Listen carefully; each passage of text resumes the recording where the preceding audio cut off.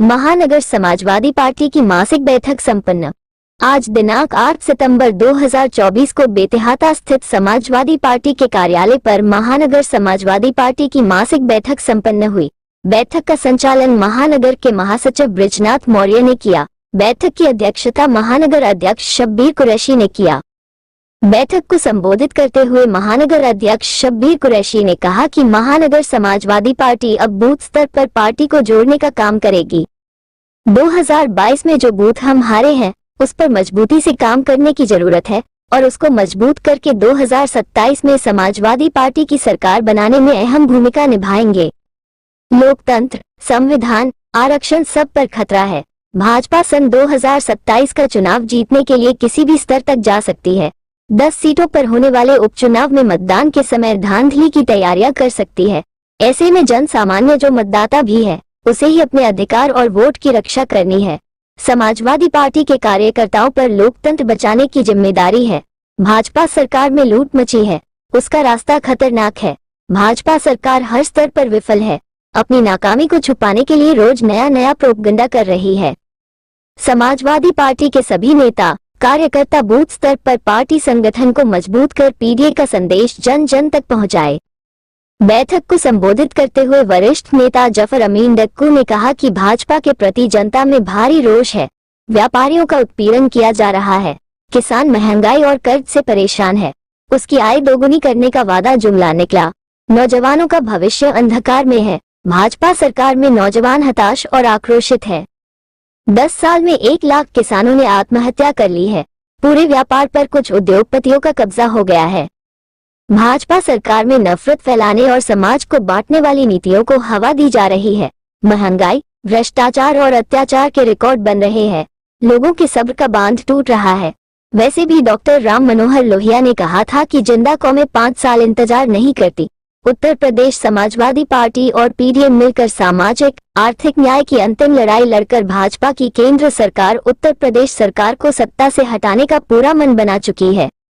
बैठक में प्रमुख रूप से पूर्व विधायक विजय बहादुर यादव, पूर्व जिला अध्यक्ष रजनीश यादव, वरिष्ठ नेता अरविंद दत्त शुक्ला, हीरा लाल यादव, चंद्रभान प्रजापति, रौनक श्रीवास्तव, इमरान खान, पार्षद उजैर अहमद, पार्षद वजीउल्लाह अंसारी, पार्षद शाहिद अख्तर, पार्षद विवेक कुमार मिश्रा, पार्षद जुबैर अंसारी, पूर्व पार्षद मोहम्मद अख्तर, विशाल सिंह, अमर अग्रहरी, जनार्दन चौधरी, अशोक चौधरी, सच्चिदानंद यादव, इमरान दानिश अंसारी, अरविंद गोंड, नफीस अंसारी, डा आफ्ताब निजामी, फिरदौस आलम, अनूप यादव ईश्वर, नवाज लारी, रफीउल्लाह सलमानी, अरशद हुसैन, धीरज गुप्ता, राजप्ती यादव, रंजीत आर्या, शिवशंकर गौड़, प्रवीण चौधरी, गोली यादव, कंचन श्रीवास्तव आदि लोग उपस्थित रहे। आज की जो ये बैठक हो रही है किस तरह की बैठक है?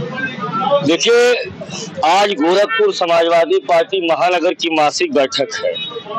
पार्टी के द्वारा जो निर्देश प्राप्त होता है, महीने की हर प्रथम रविवार को गोरखपुर समाजवादी पार्टी की महानगर की मासिक बैठक होती, उसी संदर्भ में यह मासिक बैठक हो रही है। बैठक का मुख्य एजेंडा ये है कि 2024 के लोकसभा के चुनाव में समाजवादी पार्टी किन बूथों पे चुनाव हारी और समाजवादी पार्टी किन बूथों पे चुनाव जीती। अगर हम जिस बूथों पे चुनाव जीते हैं वहाँ पे और बेहतर तरीके से क्यों नहीं जीते, और जिन बूथों पे समाजवादी पार्टी चुनाव हारी है उन बूथों की समीक्षा करके उन बूथों पर जातिगत नेताओं को लगाकर संगठन द्वारा उस बूथों की मार्किंग करके उस बूथ पे पार्टी को विजय दिलाने के लिए ये बैठक की जा रही है। क्या ये बाई इलेक्शन जो हो रहे हैं 10 सीटों पर, उसकी भी रणनीति बनाई जा रही है क्या? उसकी भी तैयारी चल रही है? अब देखिए, ये बाई इलेक्शन तो गोरखपुर के अगल बगल तो हो नहीं रहे। ये जो बाई इलेक्शन जहाँ हो रहे हैं वहाँ पे गोरखपुर के समाजवादी पार्टी के नेताओं कार्यकर्ताओं की पार्टी की तरफ से अगर ड्यूटी लगाई जाएगी तो गोरखपुर के नेता अपना पसीना बहाकर वहाँ पार्टी के प्रत्याशी को जिताने का काम करेंगे। अखिलेश जी का एक स्टेटमेंट आया था परसों जिसमें उन्होंने कहा था कि अगर 2027 में हमारी सरकार बनती है तो अगर क्या उनका तो पूरा भरोसा है कि बनेगी तो पूरे उत्तर प्रदेश के बुलडोजर गोरखपुर की तरफ रुख करेंगे। इसका क्या माना जाए? राष्ट्रीय अध्यक्ष जी ने उस बैठक में कहा था कि अगर उत्तर प्रदेश में समाजवादी पार्टी की सरकार बनती है तो उत्तर प्रदेश के सभी बुलडोजरों के रुख को गोरखपुर कर दिया जाएगा। उनका कहने का ये मतलब नहीं है कि बुलडोजर पूरे उत्तर प्रदेश का गोरखपुर में आएगा तो जगह जगह मकानों को, दुकानों को तोड़ने का काम करेगा। समाजवादी पार्टी की, भारतीय जनता पार्टी की सरकार में जिन लोगों ने उत्तर प्रदेश की सरकार के संरक्षण में रहकर गरीबों की जमीनों को हड़पा है, गरीबों के जमीनों को हड़प करके अपना मल्टीप्लेक्स मॉल बना लिया है, दुकान बना लिया है, और तमाम लोगों की मकानों को हड़प करके जो गरीबों का हक मारा है, बुलडोजर की कार्रवाई उन पर होगी।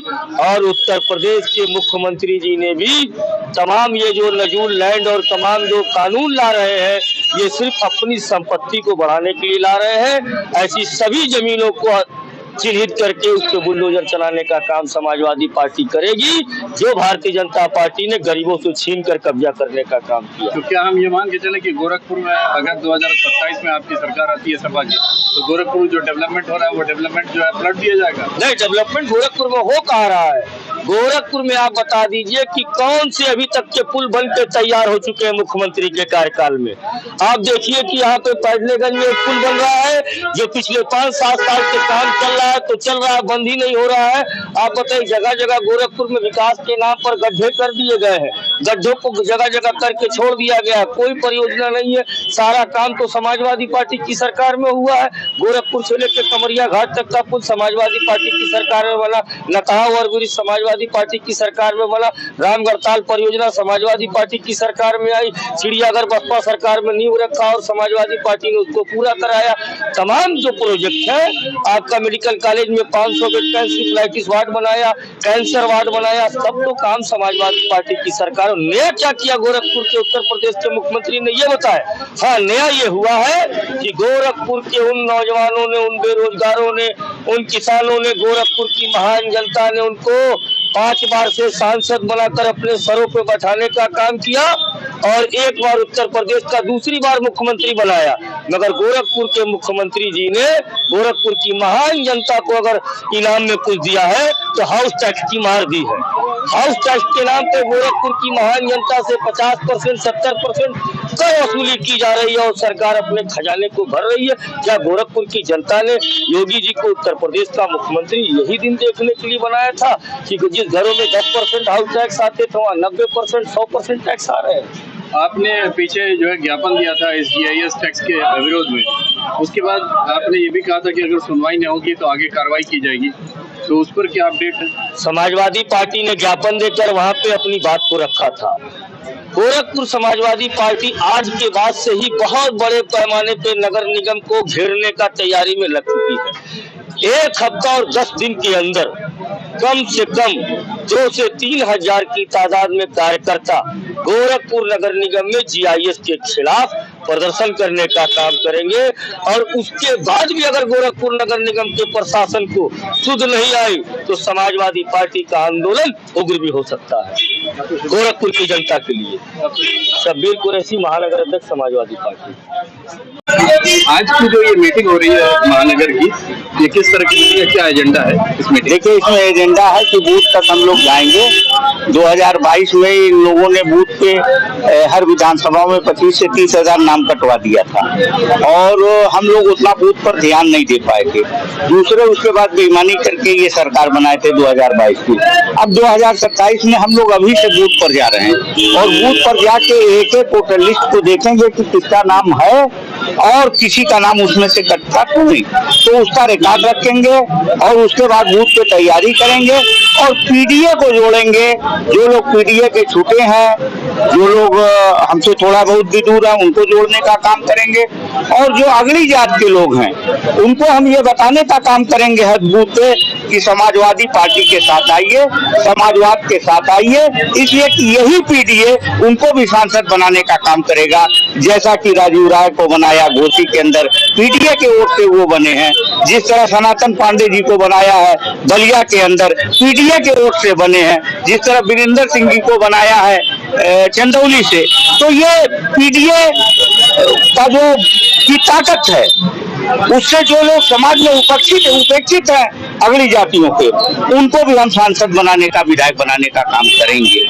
लेकिन हमारी पार्टी जो मांग कर रही है, इंडिया गठबंधन जो मांग कर रही है कि जातिगत जनगणना होना चाहिए, और उस पर हम लोग कायम है, ताकि किसका कितना हिस्सा है, कितना किसकी भागीदारी है, कौन कितना लेके हिस्सा दूसरे का भाग जा रहा है, ये सब देश के सामने आना चाहिए। और वो भारतीय जनता पार्टी इसी मुद्दे को लेकर लड़खड़ा गई है, उसको हर हाल में इसे लागू करना होगा। माननीय राष्ट्रीय अध्यक्ष अखिलेश यादव साहब पूरी तरह से इस मुद्दे से हिलने वाले नहीं है।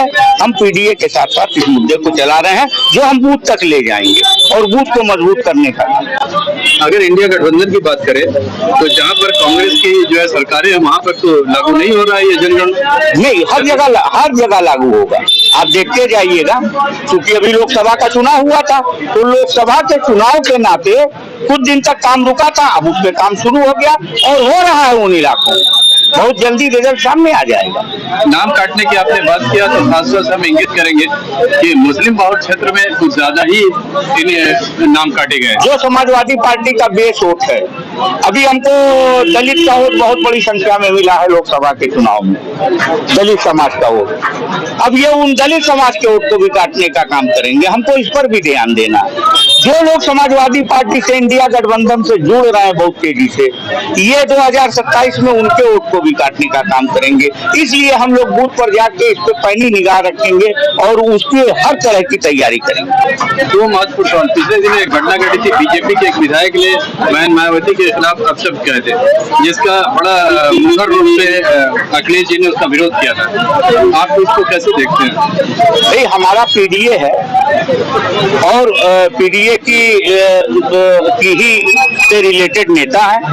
लोग हैरत कर रहे थे, लेकिन हमारे राष्ट्रीय अध्यक्ष अखिलेश यादव साहब की नियत साफ है। हमारे राजनीतिक अगर कहीं मनमुटाव है, वो एक अलग मैटर है। लेकिन आप किसी लोग अगर मुख्यमंत्री है, दलित 3-3, 4-4 बार मुख्यमंत्री रही हो, इतनी बड़ी पार्टी चला रही हो, उस पर इस तरह का आरोप लगा देना, इससे पता चलता है कि भारतीय जनता पार्टी पीडीए विरोधी है, दलित विरोधी है, अल्पसंख्यक विरोधी है, पिछड़ी जाति की विरोधी है, खुलेआम विरोधी है। और जो सामान्य वर्ग के लोग हैं, जो उपेक्षित है, अगली जात के लोग, उनकी भी वो घोर विरोधी है। वो सिर्फ दौलत वालों को तरजीह देती है, और जो लोग मेहनत कर रहे हैं उनकी पार्टी के अंदर भी, जिस तरह आप हरियाणा में देख लीजिए क्या हालात हो रही हैं, जिस तरह का जम्मू कश्मीर के चुनाव में किस तरह के हालात हैं, इसी तरह के हालात हर जगह दिखाई देते हैं। क्या ये मान के चलें कि जिस तरह से अखिलेश जी का मायावती जी के लिए सपोर्ट आया था, तो बबुआ और बुआ फिर एक होने के राह पर है? तो ये सब तो राष्ट्रीय स्तर का मामला है, लेकिन नहीं, बहन मायावती जी ने भी तो उनका स्वागत किया, उनके सपोर्ट करने का स्वागत उन्होंने भी तो किया। भारतीय जनता पार्टी परेशान बहुत रहती है कि कहीं ये ताकतें अगर एक हो गई तो हमारा क्या होगा। तो ये भारतीय जनता पार्टी परेशान होकर इस तरह की बात कर रही है।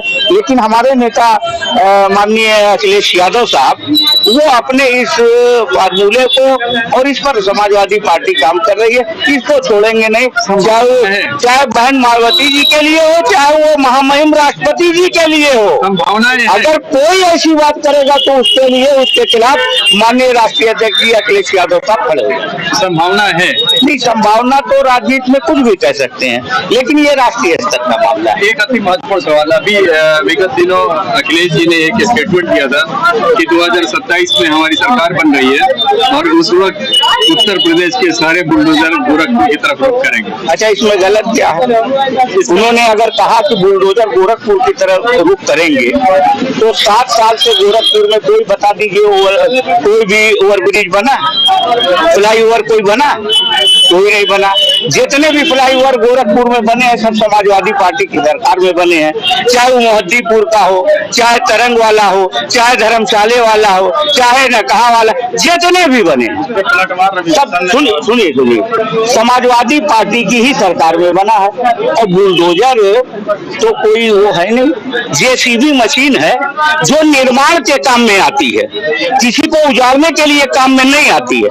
आज तक उसको बुलडोजर कह के लोगों को उजाड़ा जा रहा था और माननीय राष्ट्रीय अध्यक्ष अखिलेश यादव साहब ने कहा कि पूरे उत्तर प्रदेश का गोरखपुर जेसीबी भेज के, यानी जिसको बुलडोजर भारतीय जनता पार्टी करती है, उजाड़ने का काम नहीं, अब उससे बसाने का काम होगा और गोरखपुर में डेवलपमेंट का काम होगा। जिस तरह से हमारी सरकार में सारे फ्लाईओवर बने और 7 साल में एक भी फ्लाईओवर गोरखपुर में नहीं बना। इन्होंने नाम बदल दिया, इन्होंने जेसीबी को बुलडोजर कह दिया।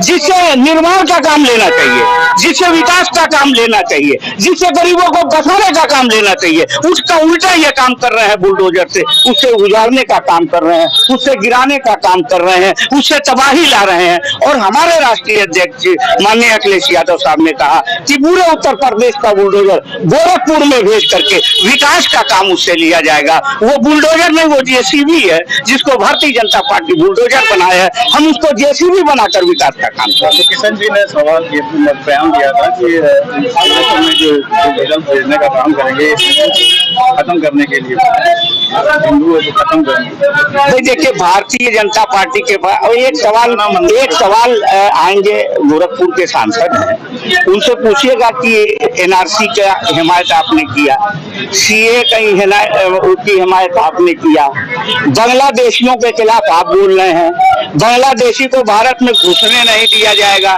जो लोग घुसपैठ किए हुए उनको निकाल के बाहर किया जाएगा और एनआरसी सीए लागू किया जाएगा। वो इस बात का जवाब दें जब बांग्लादेश के लोगों के खिलाफ या हिंदुस्तान के लोगों के खिलाफ एनआरसी और सीए लागू किया जाएगा, तो शेख हसीना को इतने दिन से अपने पास क्यों रखते? इस बात का जवाब इनके पास कोई मुद्दा नहीं है।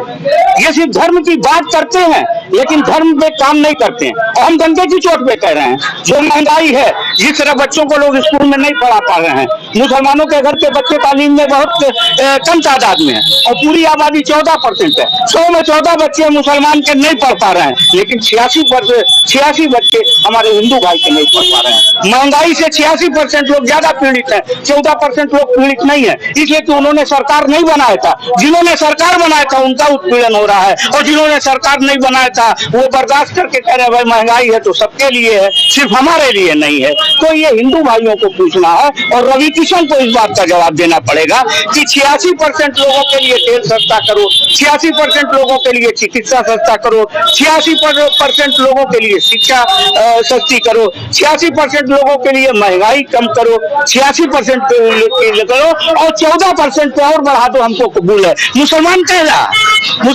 आजादी के बाद इनको पाकिस्तान जाना था, चले गए। अब जो हिंदुस्तान में रह गए हैं, मुसलमान कह रहा हम नहीं मजे में रहना चाहता, हमारा हिंदू भाई तो मजे में रहे। वो चाहता कि इनको सस्ता सामान दो, इनकी सस्ती शिक्षा करो, हमारी महंगी कर दो। हमने तुमको वोट नहीं दिया था, हमने तुम्हारी सरकार नहीं बनाया था, लेकिन जिसने तुम्हारी सरकार हिंदुत्व बनाया था रवि किशन जी, उनकी महंगाई कम करो, उनकी बस्तियों को तो मत उजोड़ो, उनका इनकाउंटर गलत तरह से तो ना करो। जो 86% लोग हैं, मुसलमानों को कोई शिकायत नहीं, मुसलमान ही जानता है कि हमने सरकार नहीं बनाया था, हमारा उत्पीड़न होता, कोई बात नहीं। लेकिन मुसलमान ही सब सोच में है कि जिसने सरकार बनाई थी, हमारा हिंदू भाई 86%, उनका उत्पीड़न हो रहा है। उसके विरोध में भारतीय जनता पार्टी के खिलाफ आज मुसलमान है और बड़ी तादाद में समाजवादी पार्टी इंडिया गठबंधन के साथ। इस मुद्दे का सवाल ये भी था कि योगी आदित्यनाथ जी ने भी बुलडोजर प्रकरण में कहा कि अखिलेश यादव का टीपू सुल्तान बनना चाहते हैं, मुख्यमंत्री जी ने कहा। देखिए, ऐसा है कि टीपू सुल्तान ने रॉकेट की इजाद किया था जो आज मिसाइल है, और इसी हिंदुस्तान से किया था अंग्रेजों को भगाने के लिए। अगर कोई टीपू सुल्तान बनता है तो देश का बड़ा कीमती आदमी होगा, बजाय ये कि कहीं किसी एक कोने में कहीं हम घंटी बजाएं और इस देश को बचाने के लिए टीपू सुल्तान, औरतें नंगी रहती थी, उनके सीने खुले रहते थे। टीपू सुल्तान की हुकूमत में पहला आदेश हुआ कि कोई भी महिला नंगी नहीं रहेगी, सबको वस्त्र पहनाया जाएगा।